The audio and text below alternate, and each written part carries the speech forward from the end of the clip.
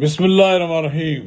السلام علیکم ناظرین کرام، سینٹ کے انتخابات تو ہو گئے، لیکن یہ انتخابات اپنے پیچھے ایک داستان چھوڑ گئے۔ سینٹ کے انتخابات بظاہر تو پولنگ سے ہوئے ہیں، لیکن حکومت اور سے جماعتی اتحاد کے درمیان ایک انڈرسٹینڈنگ پیدا ہوئی، جس کی وجہ سے ہارس ٹریڈنگ نہیں ہو سکی۔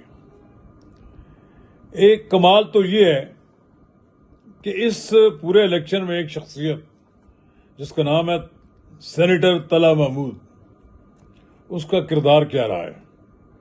بہت کم لوگوں کو اس کے بارے میں معلوم ہوگا کہ سینیٹر طلحہ محمود نے خاموش کردار کیا ادا کیا۔ یہ میرے دوست ہیں، کوئی یہ نہ سمجھے کہ میں ان کی کوئی پذیرائی کر رہا ہوں، لیکن جو میری معلومات ہیں اس کے مطابق سینیٹر طلحہ محمود، جن کے پاس ٹوٹل 8 یا 10 ووٹیں تھیں، انہوں نے کس طرح یہ کھیل کھیلا اور اس کے نتیجے میں سے جماعتی اتحاد کو 5 نشستیں دلوا دی۔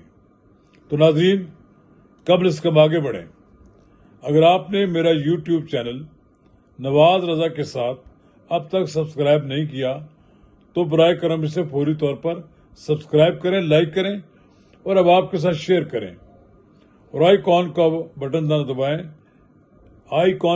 دبائیں تاکہ جب ہم ویڈیو لوڈ کریں تو سب سے پہلے آپ کو اطلاع ملے۔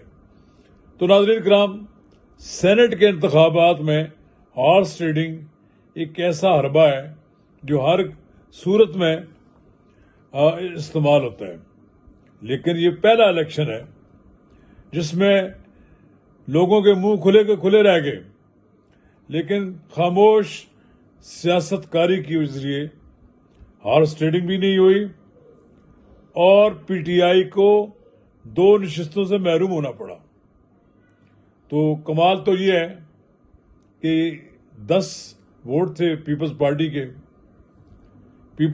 کے رہنما سینیٹر طلحہ محمود کو یہ ٹارگٹ دیا گیا تھا کہ ہر قیمت پہ روبینہ کو بھی منتخب کرانا، روبینہ خالد کو بھی منتخب کرانا ہے۔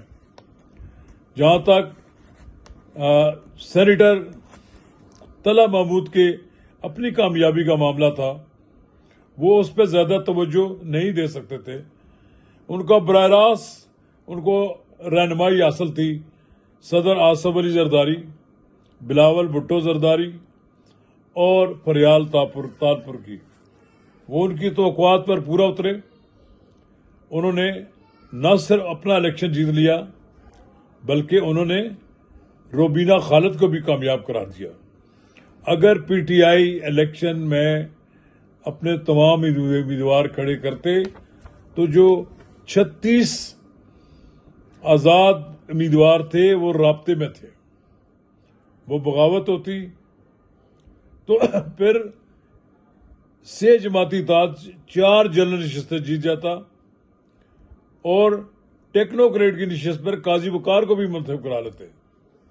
لیکن بہرحال یہ ایک مذاکراتی عمل ہے جس میں سینیٹر طلحہ محمود خاموشی سے علی امین گنڈاپور کے ساتھ رابطے میں رہے۔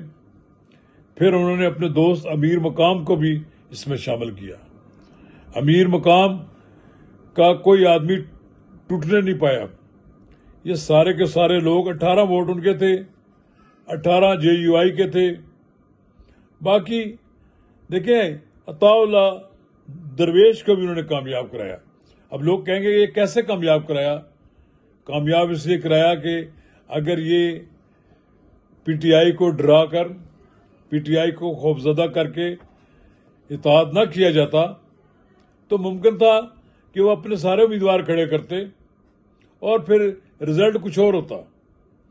تو میں یہ سمجھتا ہوں کہ کمال تو یہ ہے کہ ایک پیسہ لگائے بغیر، خریداری کیے بغیر، ہارس ٹریڈنگ ہوئے بغیر الیکشن آدمی جیت جائے۔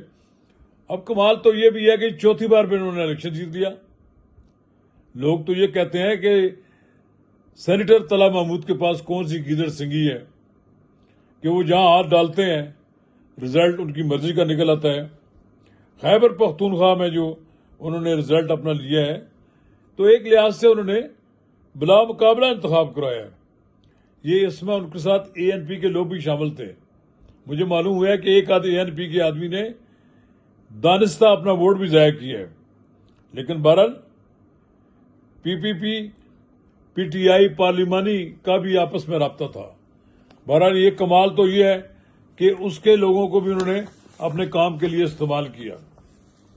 لیکن جے یو آئی کو اس سکیم سے باہر نکالنا چاہتے تھے لوگ.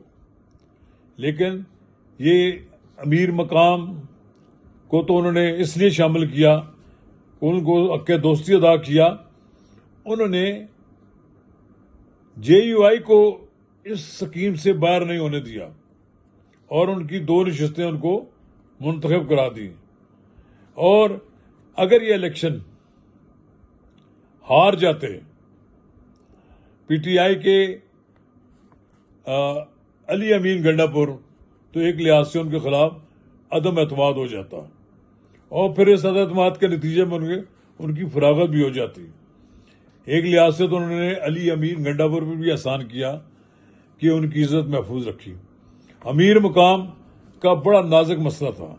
امیر مقام نے مسلم لیگ نون کے اندر اپنی حیثیت تو منوا لی، لیکن آدمی جب اپنا بیٹا کھڑا کیا ہو تو بڑی پوزیشن کمزور ہوتی ہے.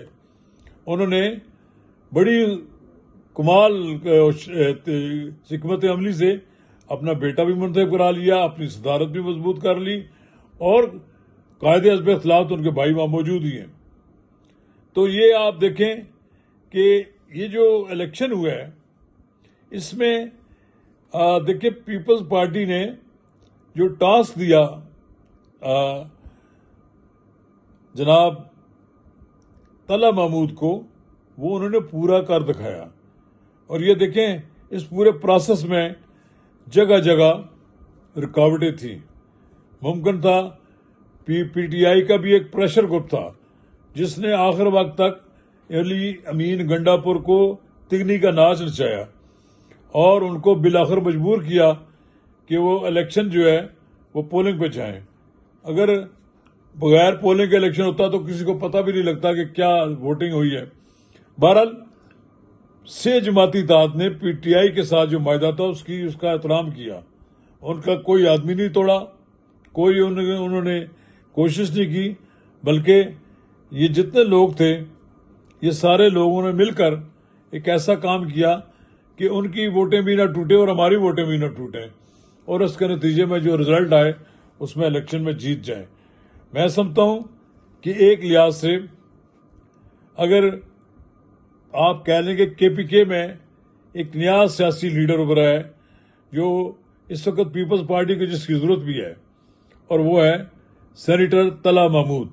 اور سینیٹر طلحہ محمود نے اپنا اثر و رسوخ سے ثابت کر دکھایا کہ وہ وہاں پر ایک بااثر اور ایک قابل قبول لیڈر ہیں. اور یہ ایک میں نہیں سمجھتا کہ اب پی ٹی آئی کو ان کی حیثیت کو تسلیم کرنے میں کوئی رکاوٹ ہو.